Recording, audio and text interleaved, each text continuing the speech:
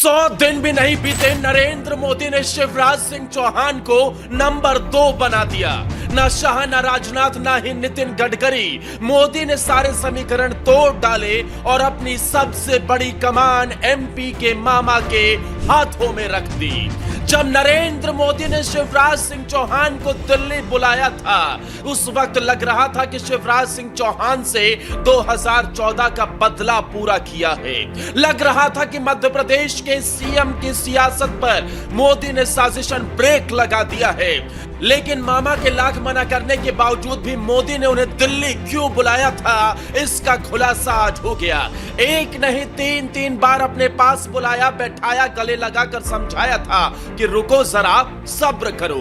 शिवराज ने जब एमपी में अकेले अपने दम पर बीजेपी की सरकार बनवाई, कमलनाथ की सत्ता का बंटाधार किया, तब शिवराज को हटाकर किसी और को सीएम बनाया तो चर्चा हुई कि मोदी ने शिवराज से बदला पूरा किया और मामा की सियासत पर ब्रेक लगा दिया। लेकिन ऐसा नहीं था जनाब, मोदी ने शिवराज के लिए कुछ और ही सोचा था, या ये कहूं कि अपने बाद प्रधानमंत्री पद की कुर्सी सोची थी। क्यों और कैसे मैं आपको बताता हूं, और साथ ही यह भी समझाता हूं कि कैसे नरेंद्र मोदी ने अमित शाह, नितिन गडकरी, राजनाथ सिंह को दरकिनार करते हुए शिवराज सिंह चौहान के कंधों पर बड़ी जिम्मेदारी सौंपी है, वो समझिए। लेकिन पहले एक सेकंड रुकिए और मुझे जरा ये बताइए कि आप शिवराज सिंह चौहान को 10 में से कितने नंबर देना चाहेंगे?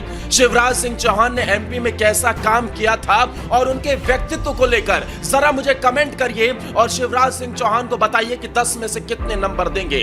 अब जरा समझिए कि शिवराज सिंह चौहान का कैसे मध्य प्रदेश की सियासत से निकलने के बाद दिल्ली में कद और ज्यादा बढ़ गया है। ऐसा लगा जैसे केंद्रीय कृषि और ग्रामीण विकास विभाग के मंत्री शिवराज सिंह चौहान इन दिनों पूरी तरीके से बदले बदले नजर आ रहे हैं। एक के बाद एक उनके लिए बड़ी खबर निकलकर सामने आ रही है। मध्य प्रदेश के करीब 17 साल तक मुख्यमंत्री रहे शिवराज का कद केंद्रीय नेतृत्व में बढ़ता हुआ दिख रहा है। प्रधानमंत्री नरेंद्र मोदी कैबिनेट के साथ ही पार्टी संगठन भी उन पर पूरा भरोसा करके फ्री हैंड दे रहा है। उनके राजनीतिक कौशल को देखते हुए बीजेपी ने उन्हें नवंबर में होने जा रहे झारखंड विधानसभा चुनाव का प्रभारी बनाया है। यानी कि क्रोनोलॉजी को जरा समझिए। शिवराज सिंह चौहान के नेतृत्व में मध्य प्रदेश में बीजेपी प्रचंड बहुमत हासिल करती है। उसके बावजूद भी मामा को दिल्ली बुला लिया जाता है। उसके बाद उन्हें केंद्र में कृषि मंत्री बनाया जाता है। फिर धीरे धीरे करके नरेंद्र मोदी से उनकी मुलाकात होती है। एक एक करके उनके कंधों पर बड़ी जिम्मेदारियां सौंपी जाती है।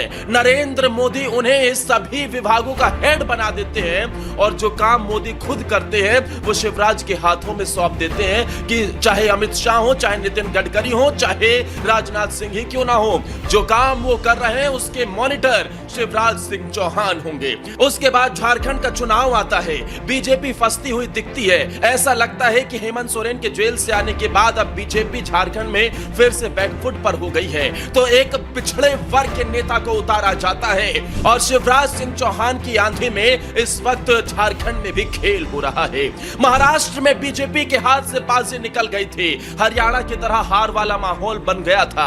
ऐसा लग रहा था कि 2024 के लोकसभा चुनाव की तरह ही महाराष्ट्र में बीजेपी को बड़ा झटका लगेगा और महाराष्ट्र से बीजेपी की सत्ता खिसक जाएगी। लेकिन तभी मोदी और शाह ने शिवराज को फोन लगाया, मामा ने सामने से प्लान बताया और महाराष्ट्र के अंदर भी लाडली बहना योजना लागू हो गई, जिसने करीब 4 करोड़ वोटर्स को डायरेक्ट साथ लिया और इसके चलते अब महाराष्ट्र में बड़े खेल की तैयारी है। अब जरा समझिए कि किस तरीके से शिवराज सिंह चौहान एक एक कर प्रधानमंत्री के सबसे प्रबल दावेदार बन गए हैं और अब यहां से यह तय हो रहा है कि शिवराज सिंह चौहान के लिए नरेंद्र मोदी ने कुछ बड़ा सोचा था। दोस्तों, अगले साल नरेंद्र मोदी 75 साल के हो जाएंगे, साथ ही संघ भी 100 साल का हो जाएगा और शिवराज सिंह चौहान अकेले ऐसे नेता हैं जिनकी संघ से भी उतनी ही नजदीकियां हैं जितनी नरेंद्र मोदी से इस वक्त मानी जाती हैं। ऐसे में नरेंद्र मोदी एक ऐसे चेहरे को तलाश रहे हैं जिसके पास लंबे समय तक राज्य संभालने का एक्सपीरियंस हो, जिसके पास केंद्र से लेकर राज्य तक की सियासत का अच्छा खासा अनुभव हो,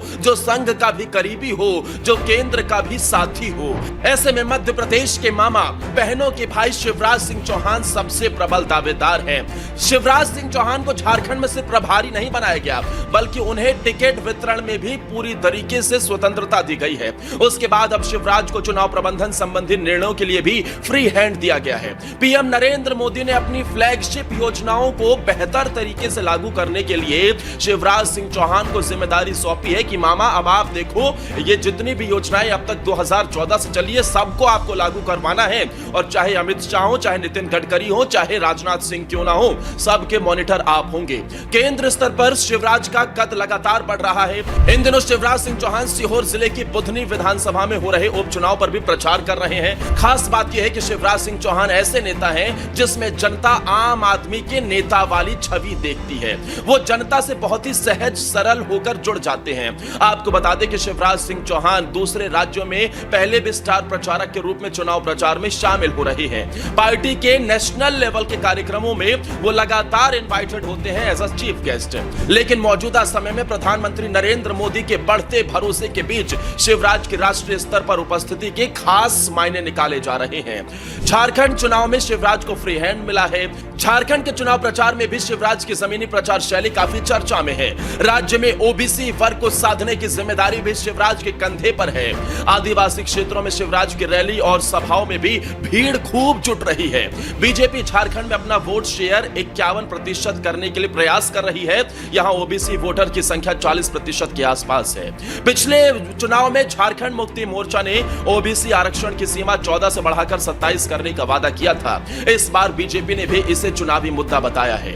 आपको बता दें कि शिवराज सिंह चौहान की छवि सफलता मुख्यमंत्री के साथ किसानों, बेटियों और बुजुर्गों के लिए कल्याणकारी योजनाओं को शुरू करके उनसे बदलाव लाने की है। मध्य प्रदेश की लाडली लक्ष्मी, मध्य प्रदेश की लाडली बहना योजना इसका सबसे बड़ा उदाहरण है। इसी के चलते प्रदेश में 230 में से 163 सीटों पर जबरदस्त जीत हासिल की थी शिवराज सिंह चौहान के नेतृत्व में ही। अब इसका लाभ झारखंड में भी देखने को मिल रहा